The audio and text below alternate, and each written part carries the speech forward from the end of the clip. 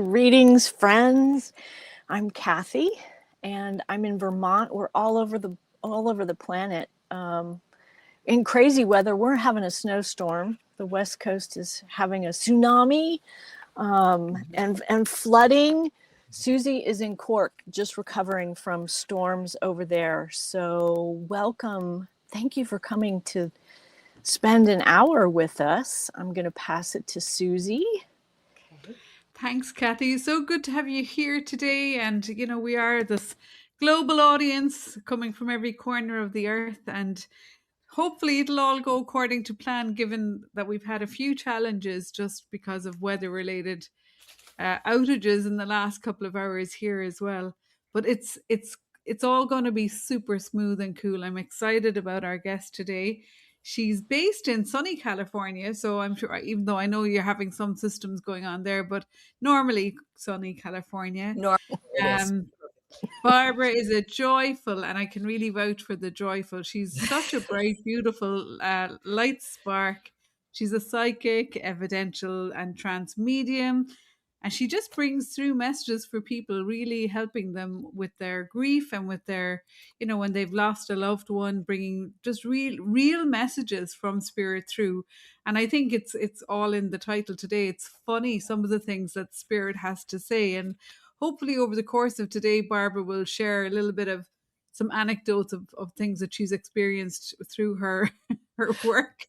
But warm welcome to you from all of us here. Thanks for being here, Barbra. It was Barbra meant Banner, to be. Indeed, eventually. So Barbra Banner is in California, and she's here with us today. And she's would you just bring us back to, I know things started moving around and your whole life kind of got shaken and stirred, let's say, during COVID, like many of us did. So I think if you want to just take us, what was your life before COVID, and then jump into... Yeah. For 35 years, I was a advertising and marketing maven, with big agencies and big companies. And it was a wonderful career for me. And then, it was time to move on. And during COVID, all of a sudden, there's like a lot of paranormal activity going on here, and things were flying off the shelf, and a clock went off the wall, and orbs in a video I did for an audition. And the final coup de grace was in the bedroom. The fan was going so fast, and the light was blinking. And I screamed, "John, you've got to come in here." He goes, "No, you've got to come in here." The fan was also doing the same thing in the den, and the light was flashing. And the thing is that there was no light bulb in the one in the bedroom. I had taken that out a while back to put in another one. So I just said, okay, spirit something's going on. I got to figure out what this is. So I took a class with Suzanne Giesman. I had never even meditated before. I just deer in the headlights. And within 7 months, I had hung a shingle and was doing lots of mediumship readings with other mediums and donating readings. And it happened very fast, very fast. But I had been told that I was doing it for 1,000 years. That's why I sort of hit the ground running. So... Wow, you really were on the fast track and it sounds to me like it didn't take anything out of you. It didn't faze you whatsoever. It's like you were ready for it. Well, I was told that, if you want to be good, you have to have patience and practice. So I went into it I just jumped in, I 5 readings a day kind of thing. I burned out after a while and needed to recuperate, but I just wanted to get in as much as I could. I was told that every reading you can learn something. So I just figured I can learn a lot more in 5 readings than 2 a day. So. Wow. So spirit came knocking and you answered. You were like, okay, I'm here. I'm open. I'm willing. And then I suppose you have to kind of figure out how to manage the acceleration of that, like you said, so that you don't end up burning out or, overdoing it. So how did that happen for you? How did you navigate that? Took a little time off, couple of months. And during that time, I kept getting messages, You got to get rid of those two friends. They're toxic. So Okay. that was, it all happened at a time where I just, had to let go of two really longtime friends who were narcissistic and very toxic to me, and they were not doing anything good for me. So there was a lot that I could do during that time to just sort of heal and get back to my normal, bubbly and busy all the time self. And then I just got back into it like I hadn't missed a day. Oh, okay. So you had to kind of clean up things, I suppose, your own Yes. kind of energy. Everything And, happens for a reason, okay? Yeah. Because you did a lot of work for the Women's Crisis Hotline. You were involved with the crisis response team in the city. Is that correct? Like, so Oh, yeah. you were, that sounds like a really, like, can you just expand a bit Yeah. more about that? I joined like a crisis hotline for women, and I had so much training and in that, and I learned so much about every kind of crisis people can go through, from grief to homelessness, whatever. It was wonderful, and I did that for 14 years. And then I went to Cedars-Sinai, one of the biggest hospitals in the country, and I've been in the ER for like maybe 15 years. I still do that one morning every week. And then the greatest thing happened.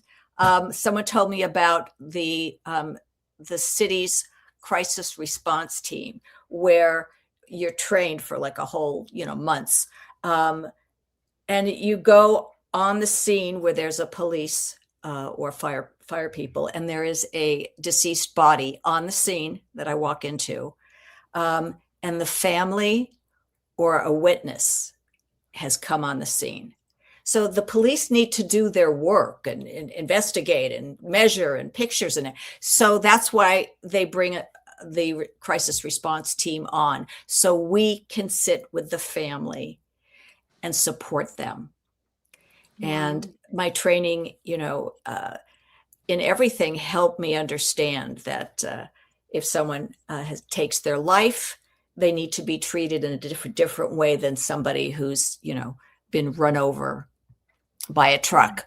You know what I mean? Every kind of situation needs a different approach. But what the most important thing is doing is just listening, just sitting there and, just holding their hand and letting them be. So with all that we know, a lot of times we're just there for them. And then we give them resources to continue the support. And it was fascinating, believe me, being called out at 3 a.m. to go down to, South Central, which is like the gang part of LA, and it's scary, Wow, but it really was preparing you for where you were going next by all accounts, to be able But to I didn't know that. I had no idea that I was going to be, talking to people on the other side. So how did you feel about the other side? Had you a strong kind of spiritual sense interesting. When I was 13, I felt I had a little juju. Okay. Not quite sure. A little intuition. Oh, I knew she was going to wear that orange dress. And I told my friends, I think I'm a witch, because I didn't know what a medium was. I thought, okay, there's got to put a name on what's going on. And I was always, after that, I was always watching paranormal TV shows and ghosts and Sylvia Brown, a lot of the old time mediums. I was so into that. So I knew that was interesting to me. And so I believed in the afterlife. From my teenage years. But I wasn't one of those kids who was in the crib and orbs flying around. Okay. I was not aware of anything. They kept me in the dark until later in life. It happens when your soul is ready. My soul was ready later. There's a divine timing. I think they came knocking on a lot of doors during that COVID time, Yes. because when we met you a couple of weeks ago, I know Ramsey and I were sharing that that's when we met online, you know what I mean? And I thought I was signing up for Awakened Mind, you know, I because I'm interested in consciousness, and I thought that's what I was heading into. I didn't realize the third letter M was mediumship. I nearly fell off the chair when they told me, "Oh yeah, you're going to be doing a reading." I was like, "A reading for what?" Like, it's not something you can read a book and teach yourself. It's just something that almost, would you say, like spontaneously happens when you're in the right moment at the right time. Well, believe me, I couldn't have done it without my classes, you know, and it's something that I will always be studying and learning forever. And I was lucky enough to go to the Arthur Findlay College, aka Hogwarts, the real Hogwarts, several times for some stints, and that was great energy. Kathy, do you want to jump in? Yeah, I'm curious on the blurb that you wrote on Facebook to advertise this podcast. You said, "Does Spirit really expect me to say that?" So I'm curious, what are those kind of things that? Oh, they really? Yeah, there's been a lot of things. One of them I can't even say because I really can't say but maybe I will later. I have very playful, and you're supposed to have spirit guides who work with you in your own personality, because it works a lot better than if they're really not with you. So I even had my spirit guides were contacting my clients, telling them they had an appointment with me on like a Wednesday at 2:00. 25 clients got that same thing. And what was interesting is in the message box, it had a name of somebody. I didn't even know who they were. So I was busy calling people, you know, saying, I know there must be some technical glitch. I have no idea. I'm not trolling for client readings. I don't know. But one of the people I called and I said, look, there's a name in here. It says Rosa Rodriguez. I said, who is that? Why is it on your confirmation? She said, Rosa's my housekeeper. I said, how would I know the name of your housekeeper? Okay. You know, I've seen you twice in a year here. And I said, I really was puzzled at that point. I said, is there any reason she would want a reading? She said, oh my God. She said, her son died 2 days ago.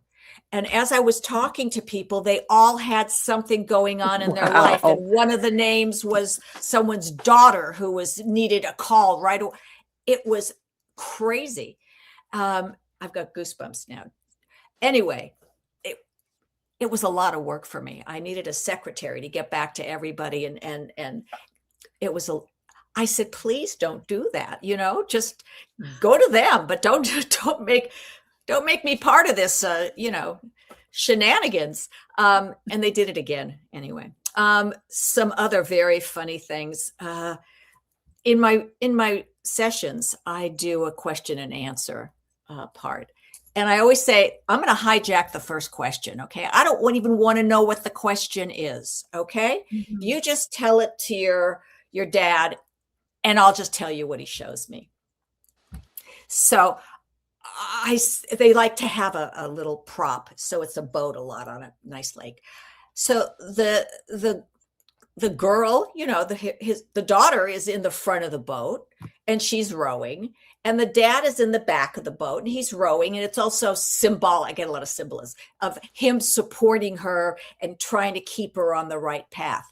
And I said, but there's another guy in the middle. And I said, oh my God, your dad is grabbing him by the neck and he threw him overboard. And he said, we're not picking him up. Let's go. I said, whoa, he's going to drown. I said, what the hell was your question? She said, how do you like my new boyfriend? Whoa. I said, okay, you got your answer. And I get things like that. And they're so funny. And I don't even know. But that's what makes it real, Barbara, isn't it? It's real. You can't make this stuff up. Because you couldn't make that up. Yeah. No, and exactly. I didn't even know what the question was. So I find that it's not like a gimmick or anything. It's like, as a medium, you want to get your mind out of it. We're just a vessel. We're just like, just to let me know what to say. And sometimes if your critical mind, or it can change the accuracy or give you doubt. So I try to keep my mind out as much as possible. I also had this guy. I had somebody's niece come, and she wanted to see her uncle. And I said, okay, you know, I've got a man here, and he's riding on the back of a space, like a rocket ship, but a small one. And he's going, go. And then he's hitting his butt like you would do a horse. And he's going, giddy up. I said, do you have any idea what is happening here? She said, yeah. You know, like he was a horse. He kept, you know, anyway, I said, what is happening here? She said, I understand why he wanted to go really fast and is hitting the back of a horse. I said, why? She said, he was a bookie. You know what a bookie is? They do bets on horses. You can't make this stuff up. It's so crazy. Isn't it great to know that, like, spirit doesn't lose their sense of humor? You know what I mean? They don't. But I think when I was studying with Suzanne Temple, and we had Suzanne as a guest a couple of episodes back, and she was saying that spirit will always use what you've already got, like, you know what I mean? So whatever your interests are, it'll always use, you know, whatever's in your subconscious mind. Like, so movies, you've really got an amazing sense of humor, you know, a wild imagination. So spirit can really kind of, you know, you've got a full palette of technicolors going on in there, and spirit's coming in going, oh my God, this is amazing. Let's make it crazy. Yeah, and it's not crazy. Like, it's no, it makes isn't it very real. I think it really brings it to life, like, doesn't it? Yeah, they give me movies to reference, and it's wild. It's just wild. And they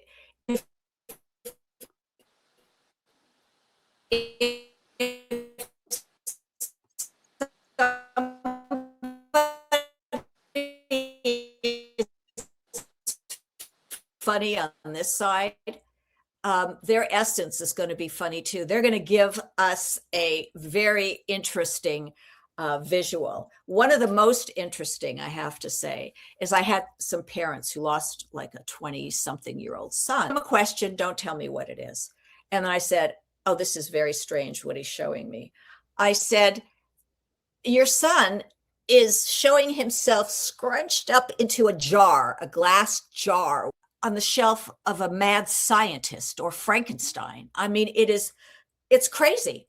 And I said, does this have anything to do with your question? She goes, nope, nothing, nada, nothing.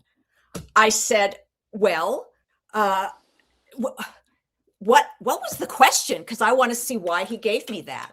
She said, well, my husband and I went to a concert of my son's favorite band, and he didn't live long enough to see it. So we brought a jar of his ashes to the event and spread them around. And I said, okay, you don't see the connection of your son coming in a jar and you bringing a jar with his ashes to the event. She said, oh, now I get it. What can I do? You know, you can't, like, so those kind of things that are just, that make what's the most important thing about these things that are so specific and fun is it helps the client realize that, hey, my loved one is right. My son is here. He knows that we did this. He was with us. And it gives them hope, and it gives them belief. That's what the good evidence does. It has nothing to do with me, but it makes them understand his consciousness is definitely here, because nobody would know that. So yeah. Beautiful. That's so special. And I think, that's what it takes. Not every medium, I think, has the same gift. Like everybody is a Everybody's little bit different. different. And Yeah. that's what about going to learn and from classes from a lot of different people. You're going to take something away from everybody. Okay. Yeah. And you can just leave behind what doesn't serve you or resonate with you. So you're a little bit of this one, a little bit of that one. One Mm. very important medium told me, you shouldn't do any humor in you can't do that. It's very sacred. No, that's inappropriate. Wow. And then another one from the UK, Tony Stockwell said, you be who you are. You be authentic. That's why people come to you, because of who you are. There's a million mediums out there, and so many are so good, but people find you because of you. So don't ever change for anybody. Just be yourself. I love that. That's great advice for It is. anybody who is studying or because I know whenever we've been in, teaching modules or training or doing stuff online, like the rational mind comes in and it's trying to, make you be right. And it's That's really getting in the wrong, way. It's like, Gotta oh no, get out.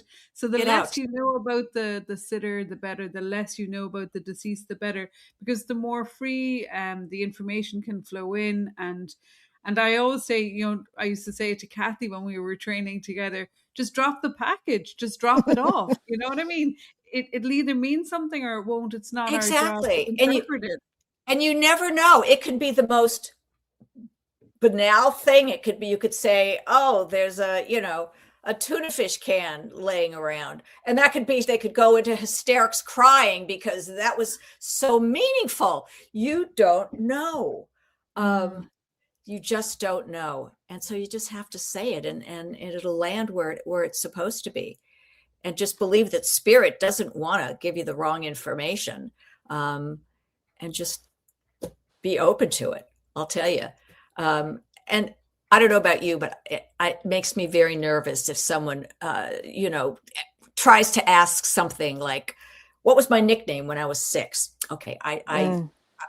That just sets me, my mind goes, I don't like to do that. But I did have one, and I told the woman, because she comes every year, because she misses her husband. I keep telling her, stop testing me. Okay. Somehow he usually came through and gave me, I said, you can't keep doing that.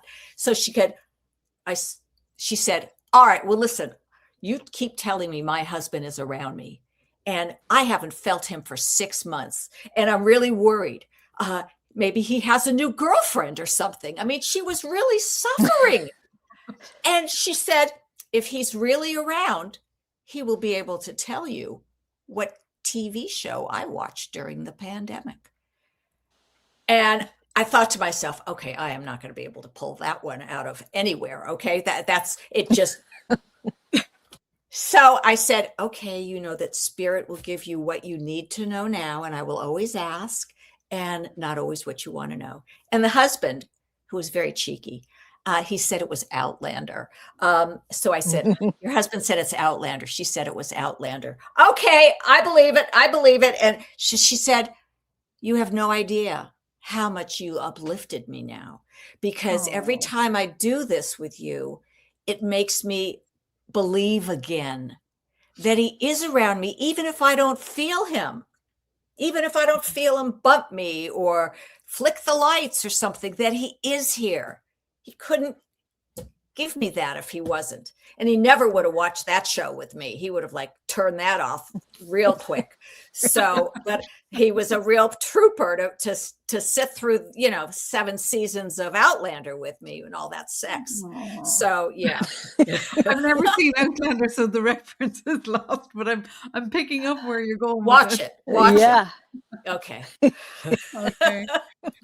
Are there any other ways that spirit gets in contact with you, Barbra?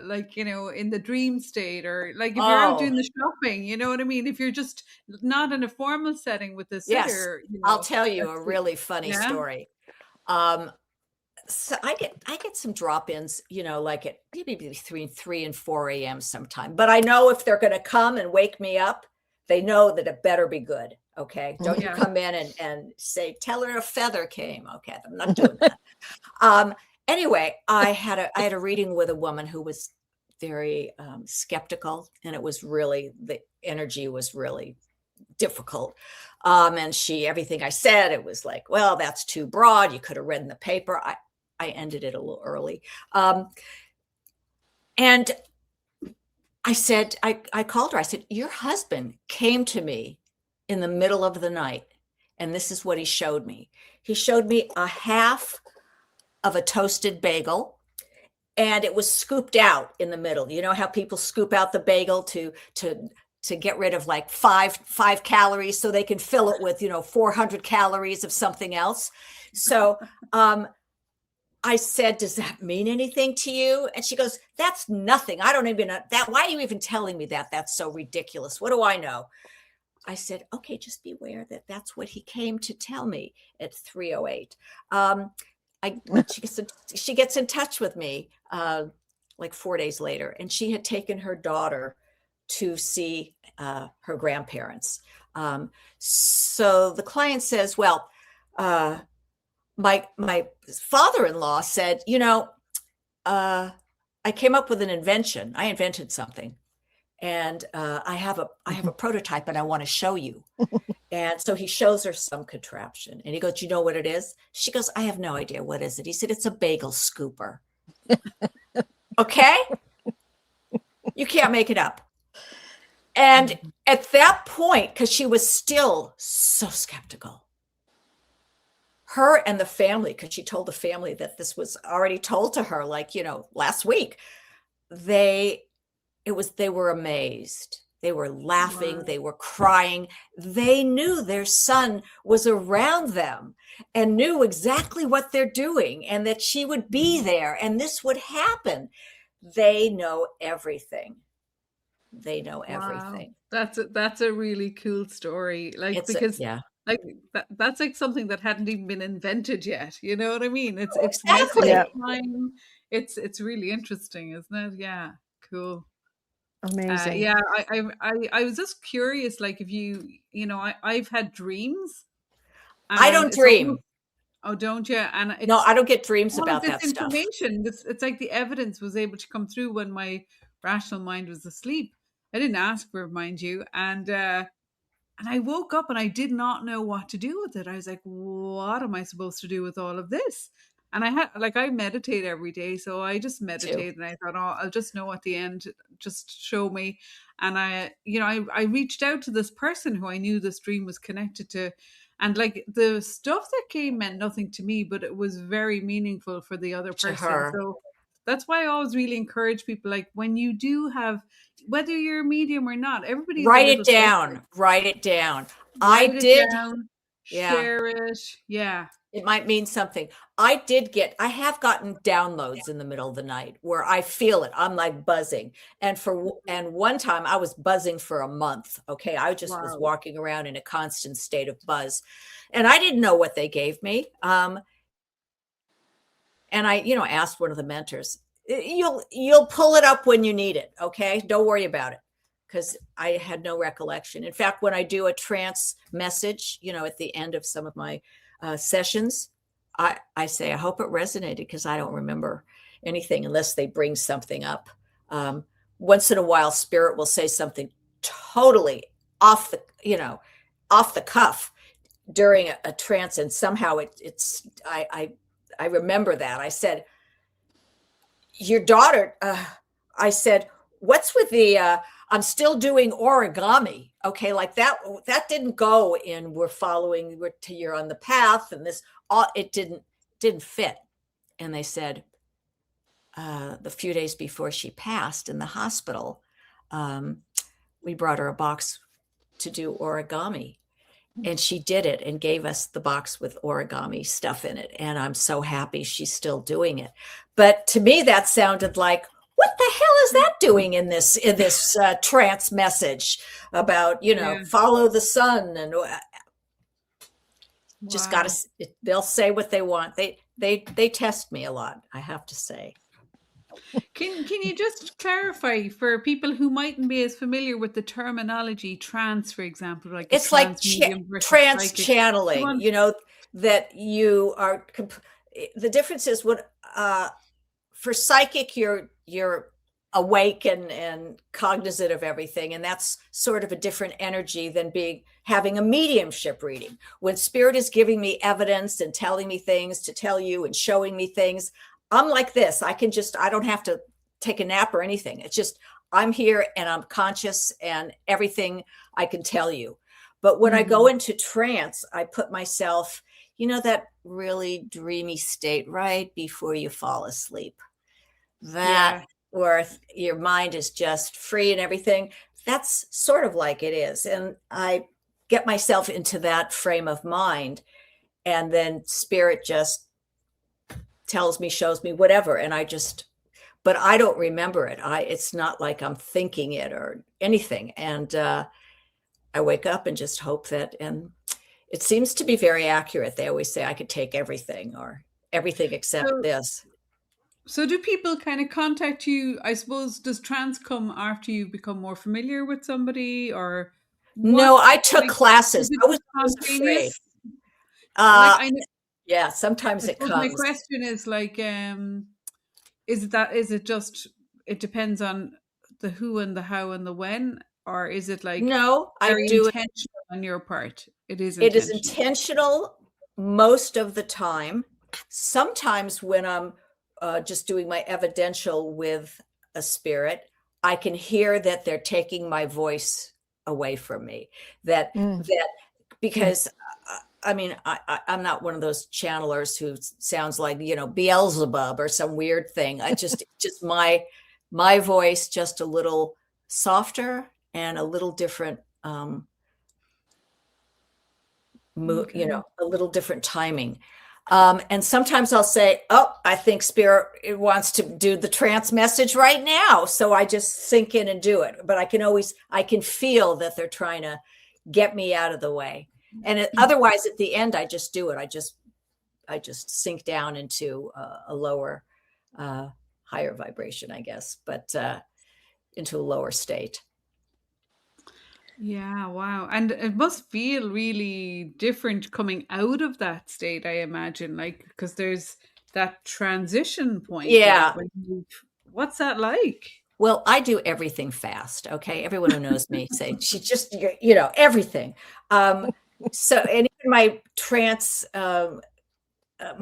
mentor, you know, some people take 5 minutes. I like go like this. I go like this. I said, I hope you understood that. And so I'm out of it in like a minute. Okay. I do everything fast. And that's one of the things spirit does for me. They know don't waste my time. Let's get out of here. Okay. So they help me do that. They're working with me, with my personality of cut to the chase. Okay. I don't need to be woozy for 5 minutes here. Mm-hmm. And Barbara, so you've done your day's work. Your calendar. I know from even just trying to schedule this, you're very busy. You're always moving and trying to make your calendar work, because you do a lot of one-to-one sittings with people online. And so, do you find like you have so many hours a day where you can function really highly at this level, and then do you just have to kind of switch it all off and, I don't know, so go for a walk with your dog or something? The trance literally sucks the energy out of my brain. That's why I don't do it till the end of a session. Otherwise, I'm not going to be on all 4 rotors or whatever. My engine is not going to be on turbo boost. So I do try to keep that at the end. I have found that I can only do 2, maybe 3 one-on-one readings a day. And the podcasts, which I do a lot of podcasts, they don't take any energy out of me. So I can throw in 2 podcasts a day if I want, but I also, I don't have a long waiting list. That's not what Spirit and I were talking about. I I believe that when someone needs a reading, they don't want to hear that, okay, next July in 2027, I'm ready, or even 6 months, or even a month. So I move the calendar around or change some things so people can, or take things away, so that when somebody really needs it, I can make it happen, if at all possible. That's great. Yes, some people probably need stuff right away. Right away. They haven't slept since they made the appointment. They're so jacked up to do it. So I understand that. And I always say that spirit is going to handle my calendar. Those who need it most. Oh, I didn't even link those two things together when they took over the calendar. Okay. Well, they didn't do a good job giving everyone Wednesday at 2:00. Okay. That was going to be a problem. So I will handle the calendar, but you just get the people to the page. Yeah. Okay. Well, that's what happened here. We were coming to the end of the year. We had kind of gone through with a lovely lot of guests. This is like episode 32 of season 3. We've done a lot of incredible conversations here. And on 11/11, I said, listen, I don't know who are we going to have on the show next, or maybe we wrap it up at the end of the year, because I wasn't pushed one way or another. Right. Oh my God. No, I said, well, look, just fill it up. Not joking. And I think you were one of them. Like within about 2 or 3 days, 6 people had emailed me. And they were like, I was like, oh, okay. And like every week now I get at least 4 or 5 people contacting me directly. And I'm trying to manage it all now. Oh, tell me about it. I work with a company that does that for me. And I feel like sometimes I'm overwhelmed with all the paperwork of getting the appointments, put it on the thing, and where's my link? Where's my link? So it's like a lot of stuff goes in to get it all together. I'm curious. People, we all get our messages different ways, and you talked about, you obviously see visuals and hear. You hear. And so talk about personally how your messages come to you. I also, they make me move. Okay. So I see, I hear, and I feel, not all at once on everyone, but I'm very visual. I can identify somebody's smirk on their face. And I said, that little smile she goes, yes. So I can get in very, very deep, and, they had a bulbous tip on their nose, but it's very funny when they move me. So I had a woman who was in spirit. No, there was this woman said, tell me something that's going on, in my life. How do I know that my mother's really around? And I said, okay, she's going like this. I said, it's like you're swatting away a bee. She said, that's what happened this morning. I walked into the backyard and a bee and I was swatting it away. But she said, then I went into the front yard and I walked into a spider web, and then all hell broke loose. You have no idea what went on. And I said, well, your mom was there because she showed me all this, and she saw everything. And the client goes, oh, is that embarrassing? She was so embarrassed. So they'll show me things. Cool. So I see whatever I need to, and I do get a lot of symbolism. It's become less and less, which is fine for me, because sometimes they want you to be like Sherlock Holmes, to figure things out. But I am just are people kind of doing, I suppose there's multiple reasons why people are contacting a medium or for psychic reading as well. You know, they want maybe kind of answers to something, or they want reassurance. Maybe there's healing happening or something within, you know, when somebody has passed or something unresolved. You know, what are some of the reasons that seem to really, Good maybe even question. the more surprising ones, you know, that why people connect with you and need this? So a lot of times people don't really know how their loved one died. There's Okay. questions. Okay. Was it purposefully that they OD'd, or was it this? I also, spirit gives me some weird stuff to deal with. You know how there's a white chalk line that they put the body of, you know, in whatever position they found them. I could do that. I mean, I said at the very end, your husband went like this and just sort of went over. She said, yes. Or, you know, he was on his sleeping like this, on the bed when he passed. So, that's always interesting that they want to know what happened, or if it was murder.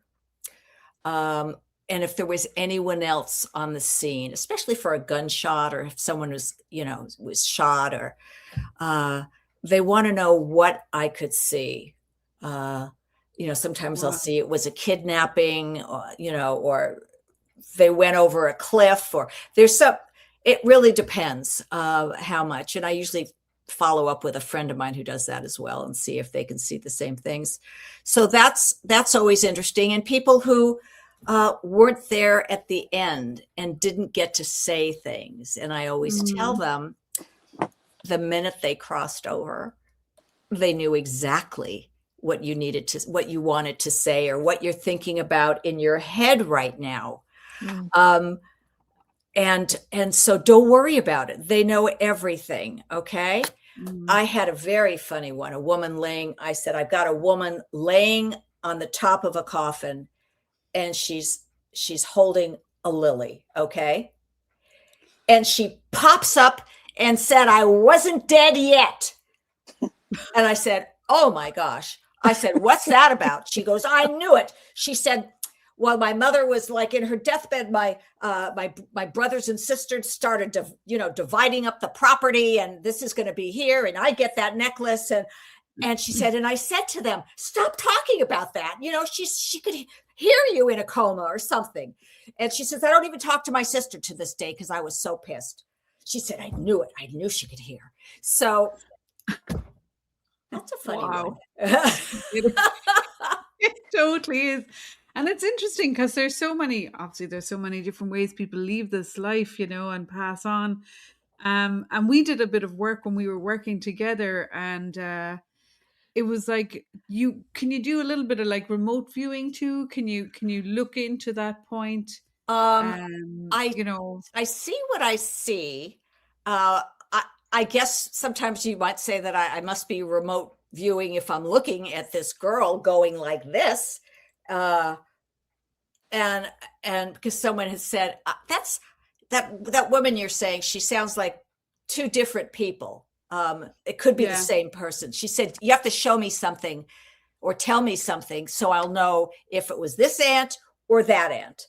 And so I go like this, and I said, it looks like she's churning butter. And the client just looked at me and didn't say anything. And I thought, she's thinking, this woman is insane. Okay, I'm not even going to answer that. And I said, look, I'll tell you what I know. She's not plunging a toilet. Okay. So then the woman says, okay, you were right. She does churning butter. That's my Aunt Lulu. Okay. So they played with me, you know, but. Wow. Okay. So I'm working with somebody right now who is afraid of the other side. Have you ever had somebody, a spirit, come to you who's upset or angry or has I've never experienced that, and this person is just so scared that could be the thing. Okay. We are all here playing a part. playing a role in a play. And maybe this time, you came and you're this lovely woman, and but you beat the dog or something. Well, that's not who you are on the other side. Okay, this is an experience. This is something that you need to learn a lesson about. And so they are only recreating it for me so that the client knows who it is. Okay, it's nothing to be afraid of, because that's not who they were. That's the lesson they came down, the persona they came down to learn a lesson and to teach somebody else a lesson. Okay, it's not who they are. So they have to act it out for me, or I won't know. And in the other side, they don't have any emotion other than love and gratitude and wanting to help others. So they're not angry at anybody. And if they're still a little angry when they get there, they got to go through therapy. They got to work out what they have carried with them. So, but that's not who their essence is. Essence is the same. But we have to do that. So yeah, the woman I would probably come in and say, this man is walking back and forth and pacing, and he's throwing everything off of the desk, and he has a terrible temper. Well, he's not coming down to yell at her. He's just coming down to say, oh, that was my dad. He was, he drank. And when he was like that, but they're just showing me.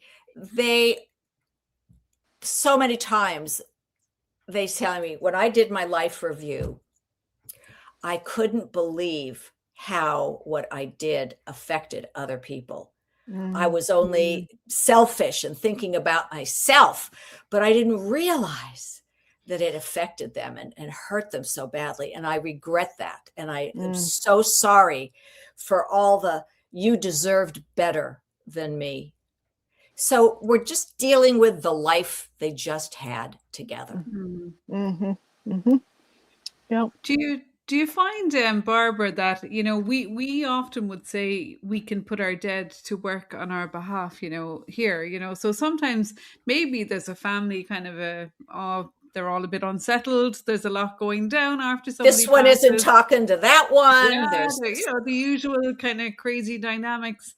And in those scenarios, what I've, through my own kind of research and experiences, I'm like, just put those dead to work on that.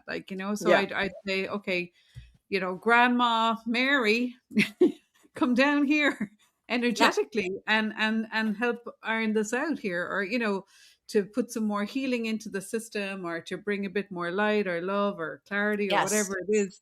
Do you find that would that resonate? Yes.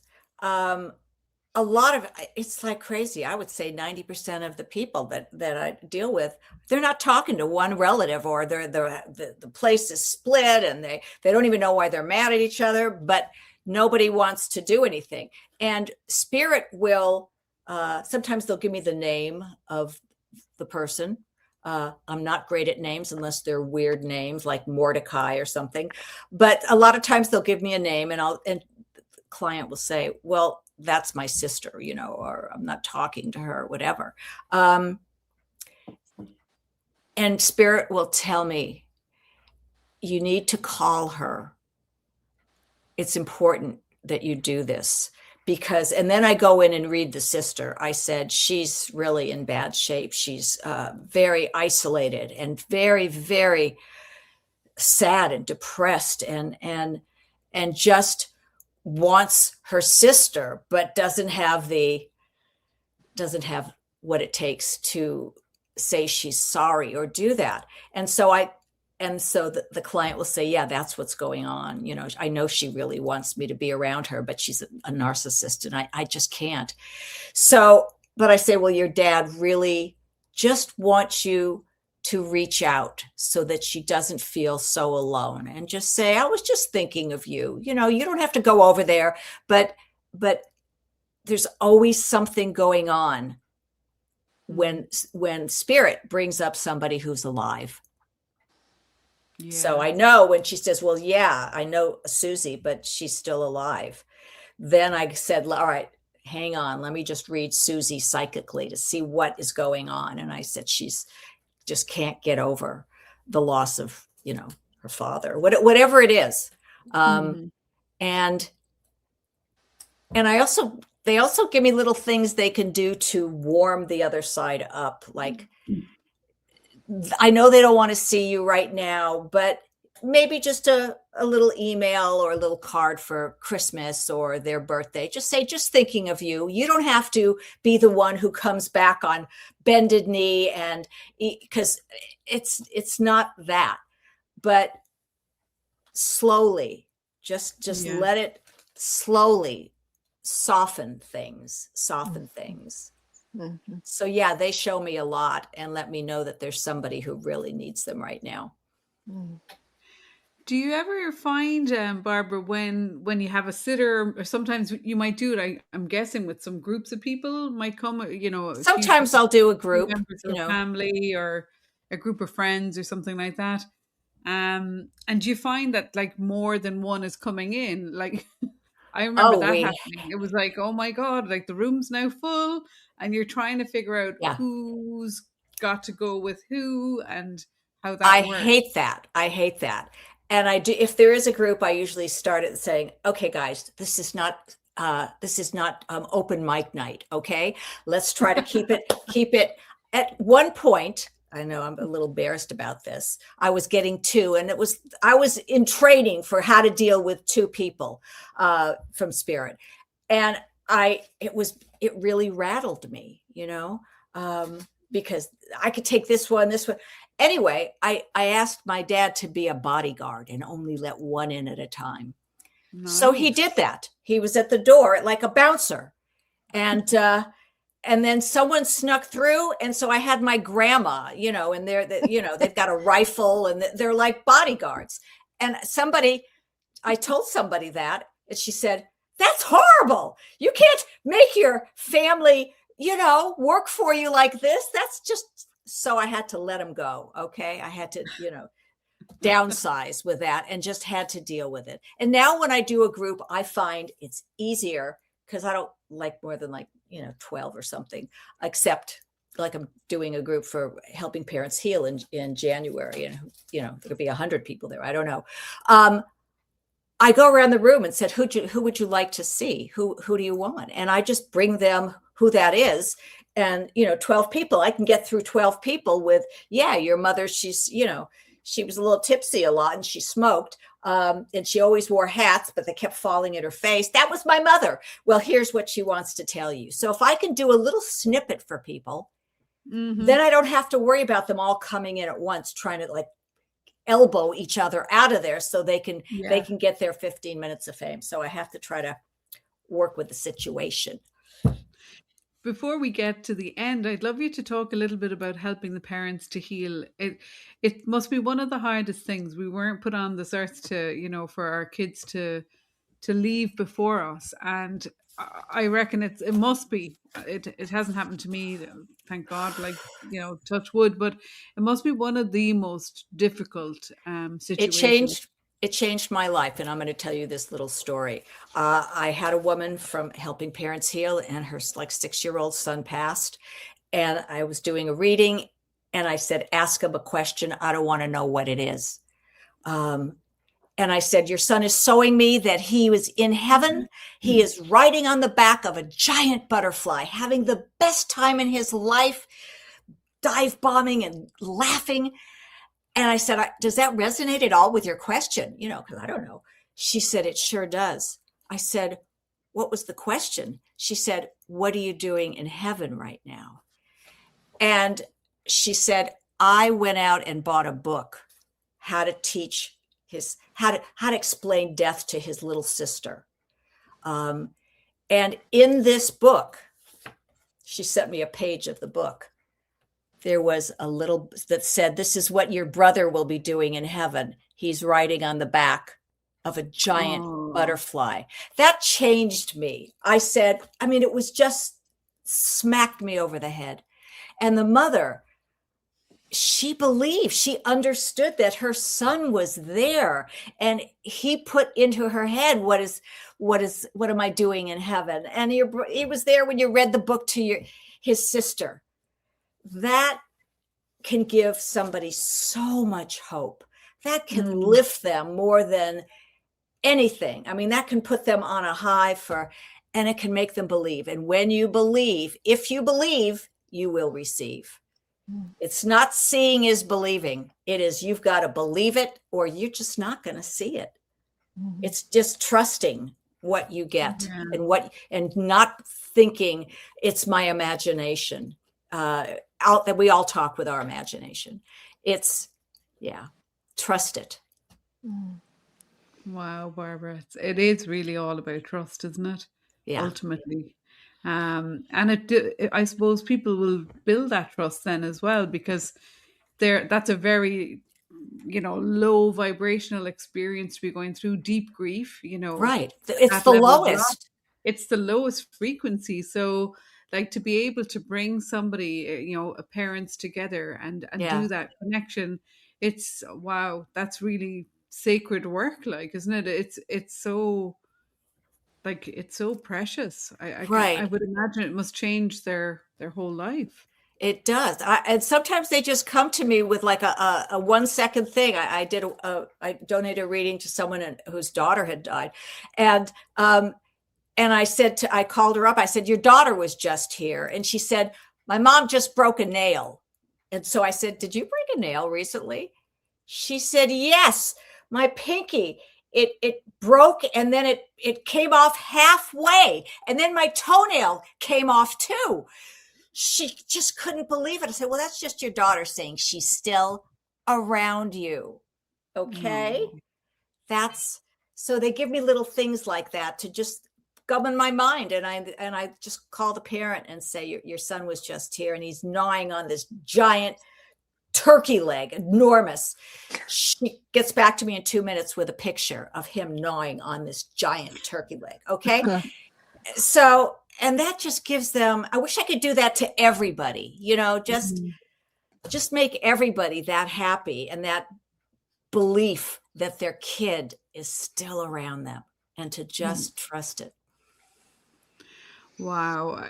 It's powerful work, Barbara, and you just seem like the perfect person for the job. Absolutely. You embrace it. You embrace the qualities. You kind of bust through all the myths and the kind of, the mistrust that can often come with mediumship and psychics and stuff like that, because, as I said to you before, you wouldn't choose to do this. You don't kind of go out and say, "Oh, I'm going to just go out and learn this and become right." It's that. a calling. It's a calling, and I can understand how somebody doesn't believe this and thinks that what we see and what we do is real. I mean, if everybody knew we are all living in Alice in Wonderland, okay, and anything goes, and there's flowers as big as Volkswagens, they would just call the local, funny wagon and get us taken away. So slowly, everyone is going to open up a little, especially in the next few years. And once the ETs are walking on the street, then I think it's going to be a lot easier for people to understand that we are all connected. I really want to encourage all our listeners to dig deep if you feel that calling or that urge to reach out and make an appointment with Barbara. Her website is bannermedium.com, BANNER medium.com. And we have it there. It's coming up on the scroll at the ticker on the bottom of the screen as well. But it's also in her whole bio, and the links to connect with Barbara are underneath this on YouTube, and it'll also be on our Spotify, TikTok, and all of that. There's multiple ways to get in touch with her. But I really think send an email, info@bannermedium.com, reach out, make that appointment, reach out and be the biggest skeptic on the planet and go and find out for yourself. And if it's for you, it definitely won't pass you. Absolutely, I think. And also for those in need, I could do like a payment plan, which is, just I don't think you should have to be rich to know that your loved one is right there with you and just doing everything they can to keep you safe and have joy in your life. How much does it cost, Barbara? Do you want to say how much it costs to Well, have you're in the UK, but in America, my regular reading is $185, and the one that includes the question and answer. You can ask as many questions as you want, basically. And the other one is the same thing, but I bring in the trance message from your loved one with me in trance, and that's $205, and that is way less than so many. Yeah. What a gift and what an opportunity, you know. So anybody who's feeling that, like feeling the loss and feeling a bit discombobulated after losing somebody, or, you know, somebody leaving when you don't expect them to leave, I guess, as well. Do reach out to Barbara. I think she's a beautiful spirit. She's a light and a gift to all of us, you know. And from all of us here at In12D, our hour is up, and I just want to say thank you so much. And I know Ramsey wanted to be here, but he got caught up in Peru. But we might have you back maybe next year. I'd love to come. I'm available. I'll have more funny things that happened. Yeah, we could see what we could do. Might do something live. Who knows? We'll see. We'll be creative. We'll be inspired. But Barbara, from all of us here at In12D, thank you so Thank you. much. And thank you so much for having me.